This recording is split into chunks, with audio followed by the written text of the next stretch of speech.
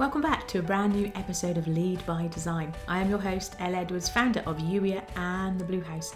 As a reminder, Lead by Design is here to bring you lots of different stories from lots of different leaders all over the world. Why? Because if you are human, you are a leader. Genesis 1:26 is your leadership mandate. So the goal here is to bring you lots of stories to inspire you, and for hopefully, because we meet up with a variety of different people, you're going to see aspects of your story mirrored in their stories. So to recognise that you are a leader too. So today's guest is Paul Long from OurWalkTogether.com. Paul and I connected on his podcast last year, and I'm very excited for him to come and join us today and bring you aspects of his story. With that reminder, if you're not already subscribed, please do subscribe so you don't miss the next episode. And if after hearing Paul's story you get a nudge that there is somebody that you care about who would benefit from hearing Paul's story, please do share this episode with them, and do so with my thanks. With all of that said, let's get cracking with today's episode. Let's start with where you are right now today. So how would you describe the adventure that you're on with God today? Interesting.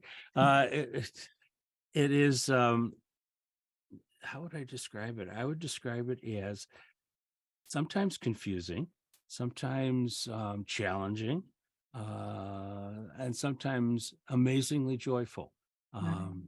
It's been, especially with joining the Secular Franciscan Order, it's been a whole thinking process of how do I interact with the world. And at my age, at 71, that's kind of interesting to try and juggle that around, do that at the same time. Wow. Okay, so I have to ask, because I am Sure. completely lacking, I have no knowledge whatsoever. So secular Franciscan, I've said it wrong already. You got it. Secular part means like in the world, doesn't it? So does that mean they don't Right. believe in God, or what does that look Oh, like? no. The secular Franciscans are used to be called the Third Order of St. Francis. Okay. And so just to kind of put it in context, when Francis actually established three different orders. He established the friars, the friars minor.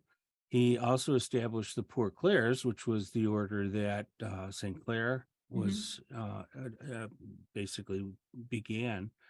And what St. Francis found in his time is that many people that surrounded him and were in the cities and all that kind of stuff really wanted to try to live the life that he was living. Mm-hmm. But, because of, they were married, they had jobs, they had families, and they couldn't obviously give all that up to Sure. go and, traipse around Italy.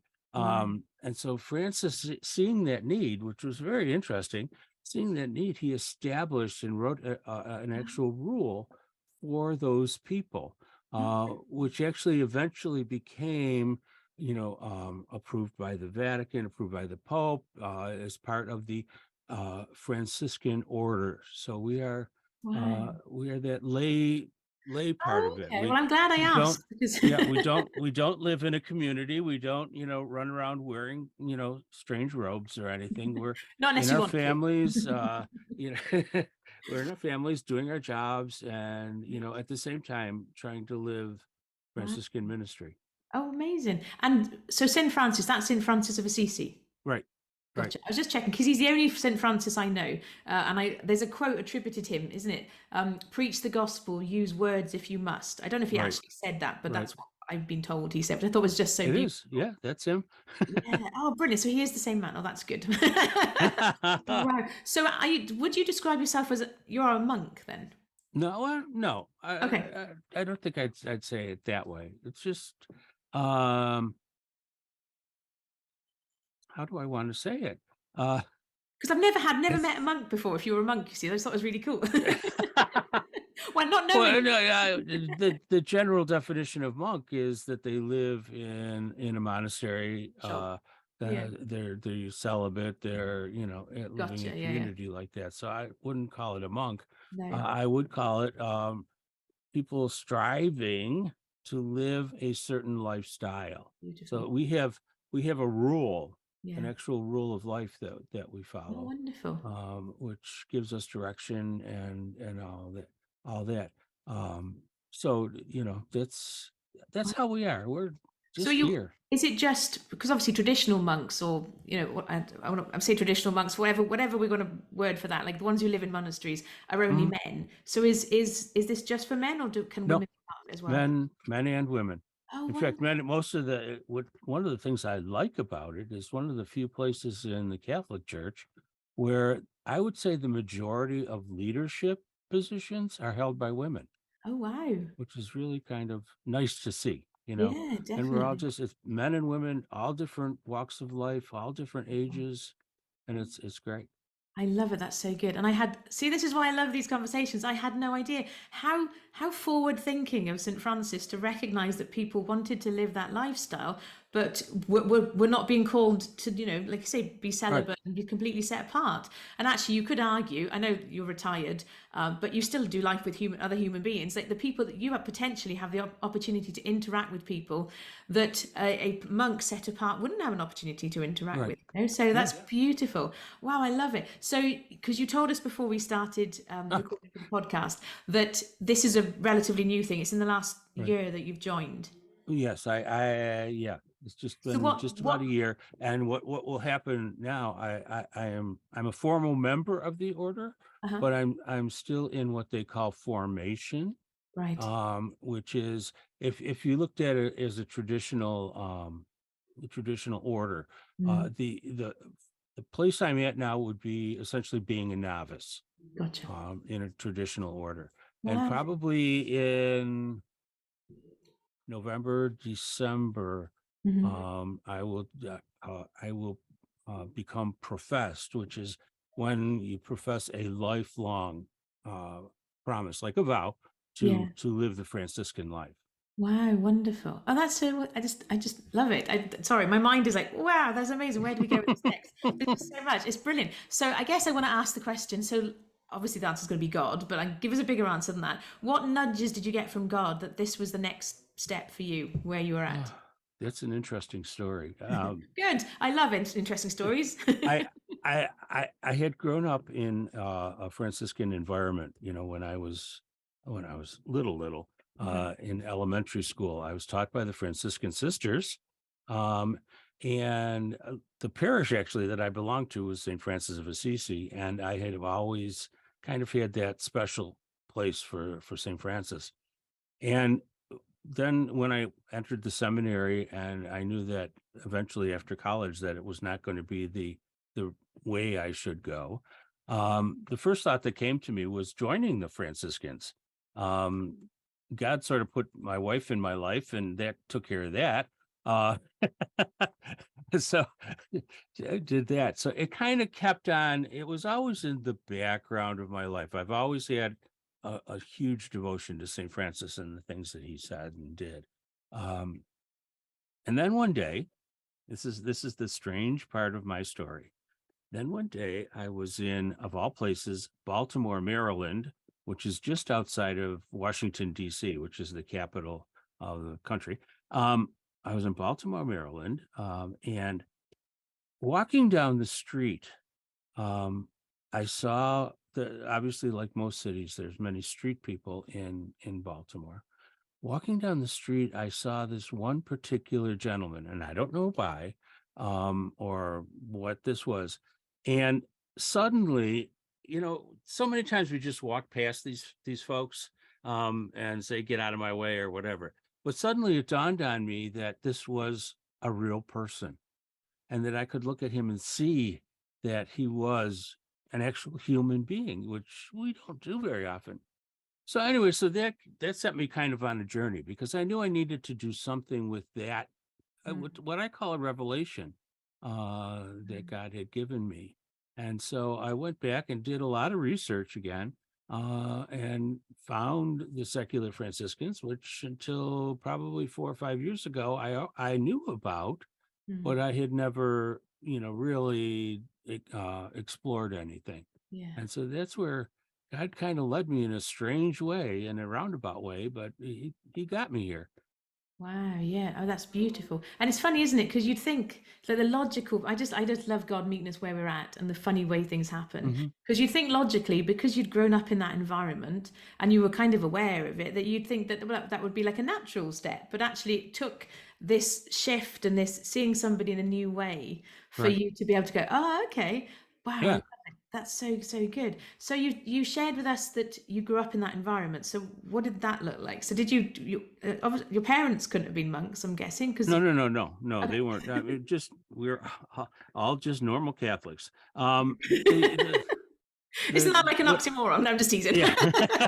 As normal as the Yeah, rest of well, us, yeah. in many ways, that's right. But but what I mean by that is having been taught in elementary school by the Franciscan sisters, Gotcha. obviously everything that we were taught, the things that we heard about, the things that Mm, um, were being presented to us mm, came from a Franciscan background. gotcha. So they were kind of infusing that, Mm, throughout all the time that we were in school, which is kind of interesting because that was back in the 50s, and the sisters weren't quite the same way then as they are now. Uh, but okay, that's now what you're they gonna have to did. tell us what they're like now so we can know what they were not like when they were, because I don't know anything about Franciscan sisters. Oh, Are they what? strict or Well, I would say all sisters, but God bless them. They're great. But early on, they were early on in my life, they probably were a little bit more disciplinarian right? than they are these days. They also pretty much had, they lived in a community. They had one mission, and most of their mission was teaching. And today I would say they've expanded a lot. Um, you know, they've dropped their habits, Mhm. which is uh, something I'm not sure I agree with, but and they look like you and me walking down the street. Sometimes I always say I can pick them out of a crowd, but Right. they're doing a lot different ministries now than Yeah. they were before. Yeah. Wow. Okay, that's interesting. And I guess maybe part of that, I suppose, is culture, isn't it? And like how Right, times change as well. Because right. mine, you'll probably laugh at this, or either you might laugh or you might roll your eyes. But my only experience of nuns is in Sister Act. So Yeah. I'm not sure that Whoopi Goldberg is necessarily a fair reflection of what No. Franciscan sisters were like. Well, there were one or two strict ones in that film, to be fair, but Yeah, still. the Reverend Mother in that film is probably closer Right. to what existed. I can imagine. Oh, and I've just told you that's not true. I've just been reminded of Holy Spirit. We also have a show here in the UK called Call the Midwife. I think it's available in the US as well, but that's nuns too. Mm. But again, that's a different. I digress. That's not really relevant. I just love how God is weaving all these pieces together. So did some of the I mean, was it boys and girls in your school or just boys? Yeah, Boys and girls. both. So, would you say a large proportion of the lads in your school did go on to become full monks, or No, that wasn't the no, goal to try and sort of? no, no. It was just a elementary school. I don't know how the education system works Yeah, it's in just a the school UK, school. but I understand. Gotcha. No, but that's it's the 5-year old to 13, 14 gotcha. So year really, old. it's more about the ethos of the school having that sort of Christian heritage and Right, right, and and right. and, and some of the more Catholic traditions. That's beautiful, which is a really good grounding for youngsters coming through. So it's not, Yeah. it's a beautiful And thing. that's, I mean, that's probably that I think was what led me to the seminary at Right. 14 years old, Oh wow. So, Yeah. um, Tell us about yeah, that then. What was that well, experience like? it was interesting. Again, culturally and time wise, Mm, got to look at how the time was. It was 1965, mm, uh, and I was in high school, and so the high school was still in the model of the 50s and the pre-Vatican II mhm. um, church.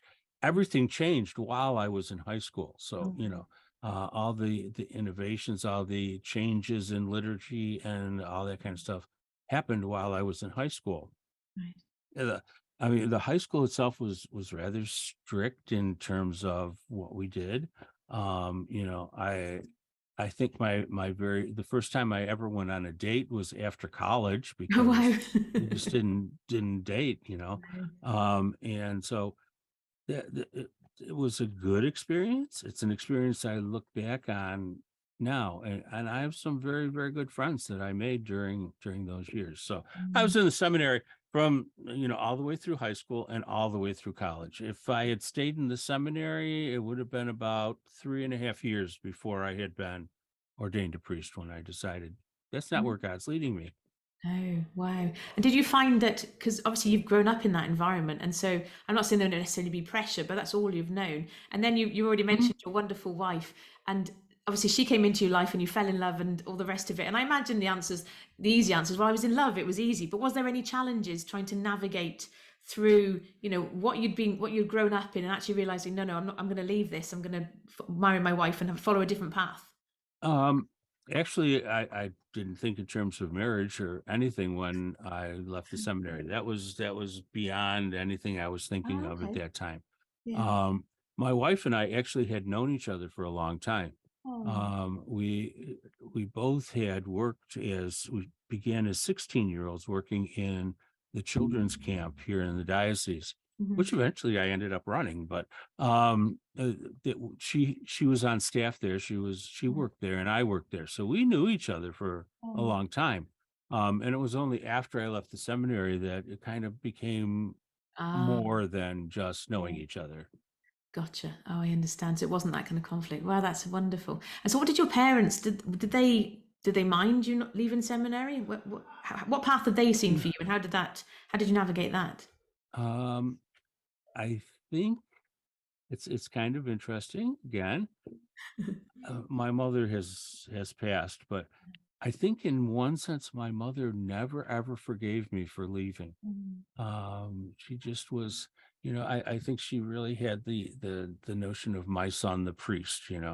and I don't think she ever, and I didn't realize this till after she was gone, and I, Mm. started thinking about it. I don't think she ever really forgave me for Yeah. leaving, but It may not be they were forgave. great. Maybe it's more that she just sort of didn't get over it because it had changed. Right, She still right, loved you, didn't she? And so it's right. not. Oh yeah, yeah, yeah. Um, but and perhaps deep in her heart of hearts, she's like, "Oh, if I could have picked, I would have picked this instead." Exactly. That's Oh, bless exactly her. what it is.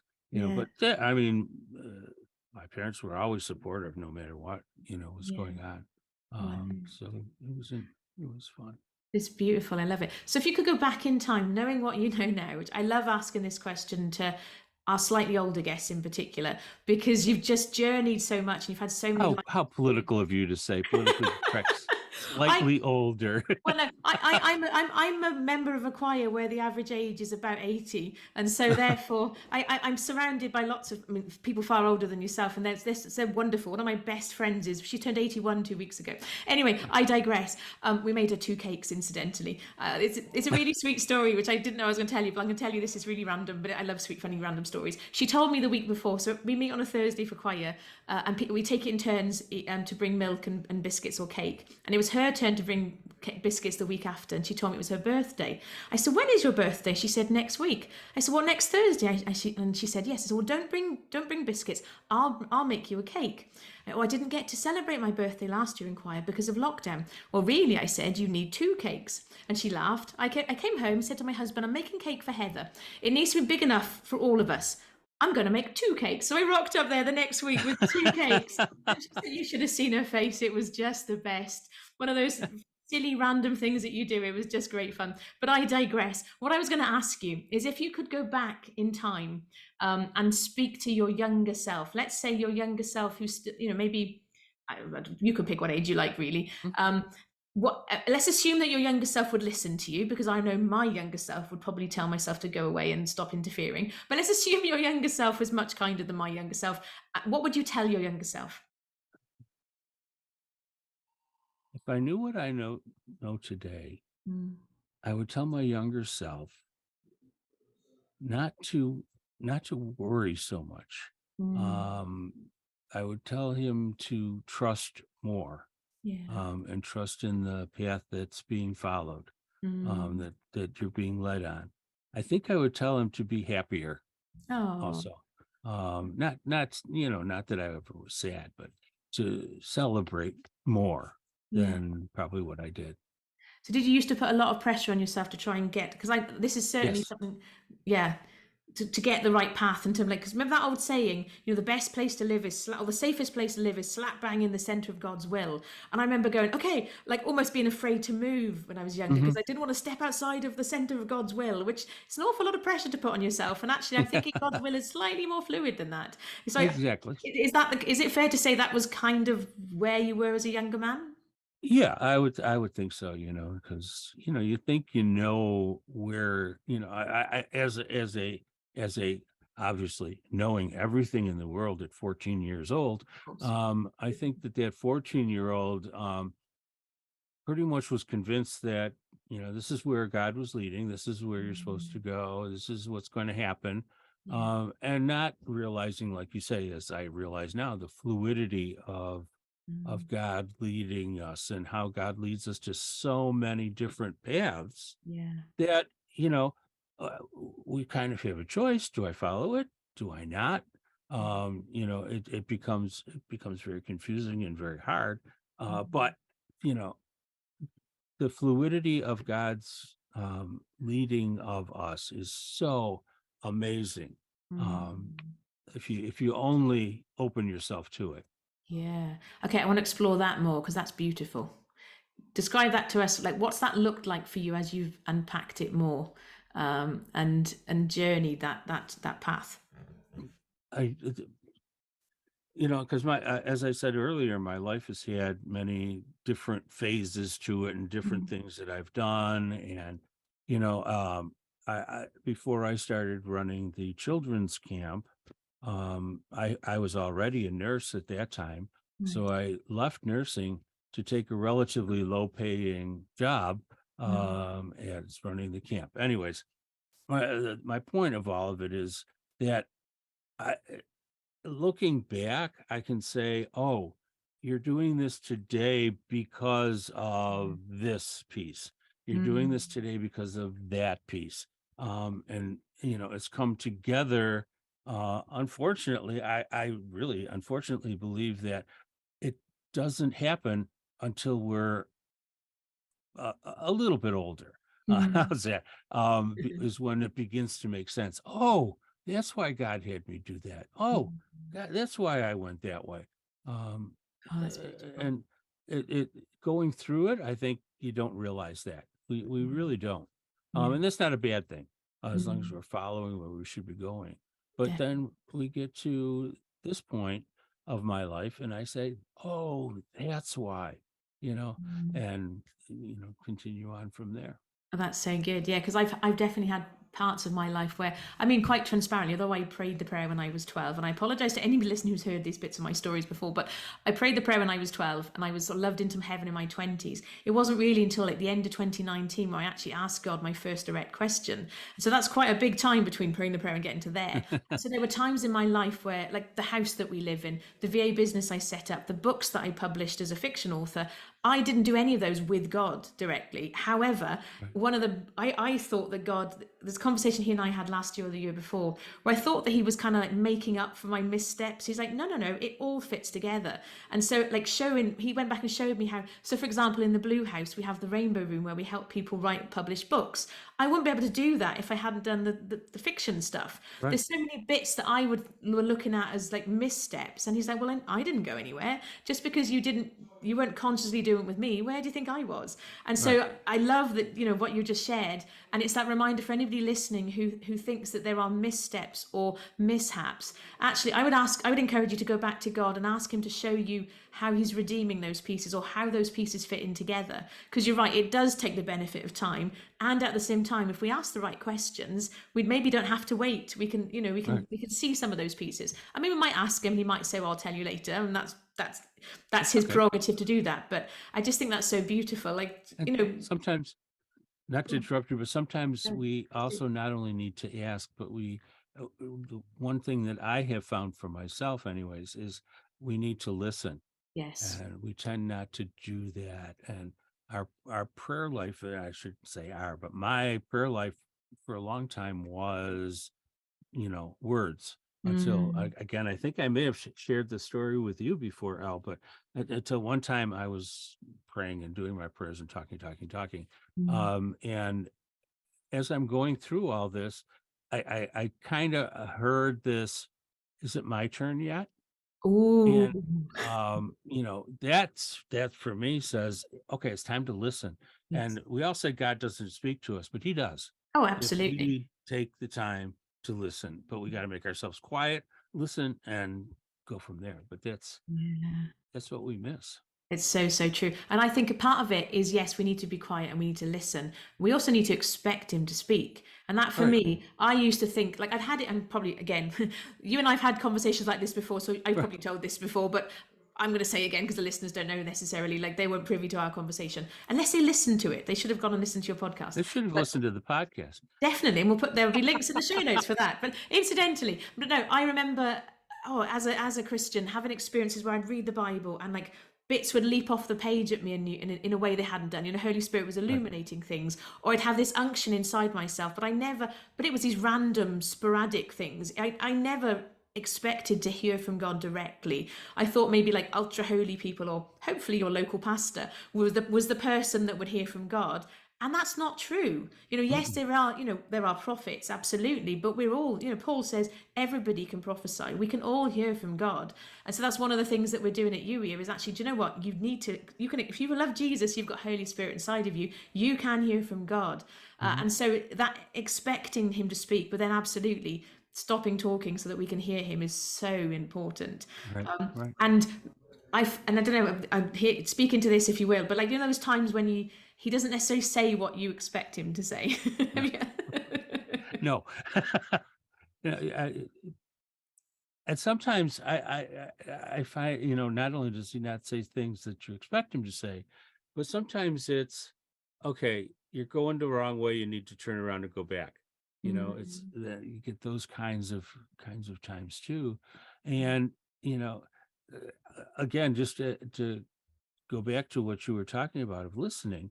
mm, Sometimes we expect the burning bush kind of experience when we talk about listening to God and hearing God. yeah, That's not it. If you go back in scriptures to the story where God wasn't in the storm, he wasn't in the wind, but God was in the little teeny tiny yeah, so whisper. small voice. And Yeah. that's where God is. So, so true. And you're right, like there'll be some of us who need those burning bush moments to get our Oh attention, yeah, possibly. sure. But you're right, that's not his default way of communicating. That's like Right. I heard somebody describe it, oh, maybe this week, as that's his outside voice. And he'd much rather speak to us in his inside voice, as opposed to using his outside voice all the time. Right. But that's so, so true. So I'm just aware we're almost out of time and there's so much more I could ask you. So I've said this to several of our guests, we'll have to have you come back for season 2, which we start recording from September. But Okay. there's two things I want to ask, three things I want to ask you. Okay. If you could magically divinely zap a piece of knowing or an awareness or something into our listeners, if you could wake up tomorrow and the whole world knew something, what would you have them know? I would have them know that there's no reason nor purpose for violence. Oh, yeah. That that would be the one thing I Mm, think I didn't mention in my biography stuff when I was talking that, mm, I also at one point in my life, 30 years ago, as a matter of fact, took a permanent vow of nonviolence. right. Yeah. So I would have the world know that, especially the world we live in today, it's Yeah. so violent. And, here Mm, in the United States, we're really experiencing a lot of that with yeah. because there's big argument over guns and Yeah. military guns. We just had um, like 4 or 5 days ago another school shooting, which is the most horrible. Three little 9-year-olds were Yeah. killed, and that's unnecessary. Absolutely. Yeah. No, that's a really good one. I love that. Wow.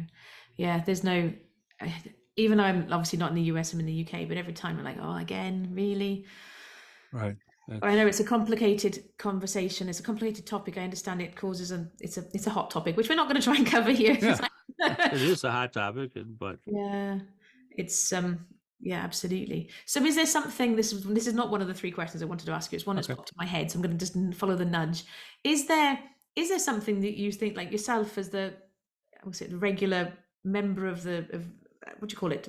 A regular day-to-day American can do to actually, because if it was me in that situation, I'd be like, I can't control the legislation. I can't do anything. But is there something that folks can do that makes a difference? Hmm. Live it.